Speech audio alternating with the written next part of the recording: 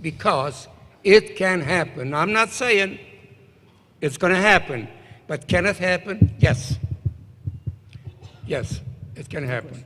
But that's, again, it's up to you all to make sure that these things don't happen.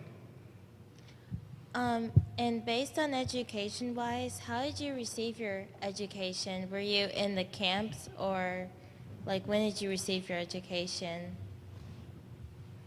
I didn't hear a word what you said. She wants to know when you received your education. When did you continue your education? I went to school at night after I came over because I didn't speak one word English. I worked in the daytime and I went to school at night. But I had to work since the day I came over. As a matter of fact, I started working for 25 cents an hour, which 25 cents was a lot of money in those days. So it wasn't easy, but I wanted to come here, and I'm glad I did. This country has been good to me, and I'm happy here. I went to night school. Then I went, and then I skipped high school, went into the service, skipped high school, got into a junior college, went at night, and when I graduated from the junior college, I went to FSU, also at night. Took me 7 years to get a degree, and I was so in the habit of studying that I decided I'm going to go for a graduate degree, and took me a couple more years, but I did it. So education is very important. Every time I think about it, I wish I could see the farmer and tell him that schooling must take place during sunshine and during the rainy days. It doesn't make a difference. So here's my advice. I didn't ask you for it, but I'm giving it to you. Mr. Herzl had mentioned something about faith. As great as this experience was this a religious or a faith builder, or was it a faith demolisher? To be very honest with you, it was a faith demolisher at first. After World War II, I just could not see a God anywhere. To be very honest with you. If a massacre of that type could have taken place, where was this God of ours? Regardless if it's a Christian God or Jewish God or Buddhist God, I didn't see it.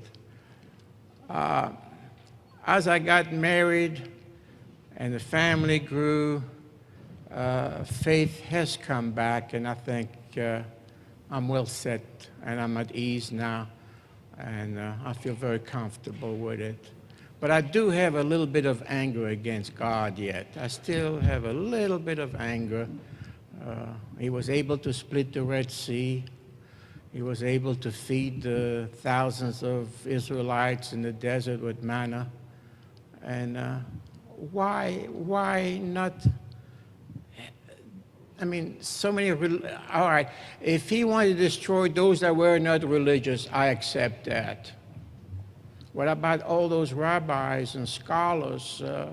I'm sure they lived a pure life, a righteous life. Why did they suffer so? I keep debating it. I really don't have a total answer, but the faith has come back. Yes, it has. Thank you.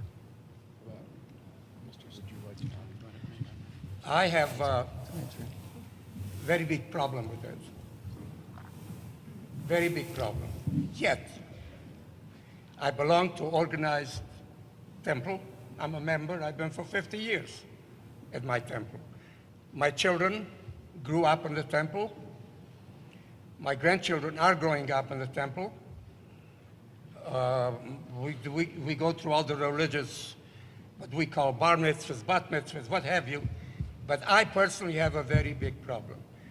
And let me tell you why. Let me just give you one example. In 1944, in the fall of 1944, I told you this once before here. It was during the Jewish holidays.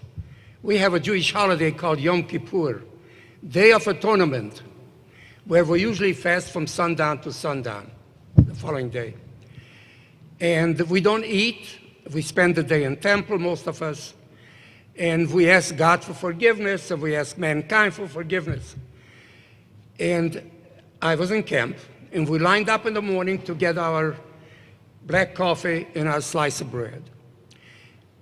As we lined up, we immediately ate our bread. We didn't take it with us because we were always hungry. And we were afraid, number, if you take it, somebody will steal it. You couldn't take a chance, so the minute they gave it to you, you ate it. That was the end of that. There was a man in front of me who used to do the same thing. He would eat his bread right away. But this morning, he wouldn't eat it. And there was an SS guard standing alongside, as usual, and watching us. He knew there was a Jewish holiday, and he knew what the holiday was. So he asked this man, go ahead, eat your bread. And he said, I'm sorry, it's a Jewish holiday, and I'm fasting today. I'm going to eat it tonight, but I can't. He says, I said, go ahead and eat it. He says, I'm sorry,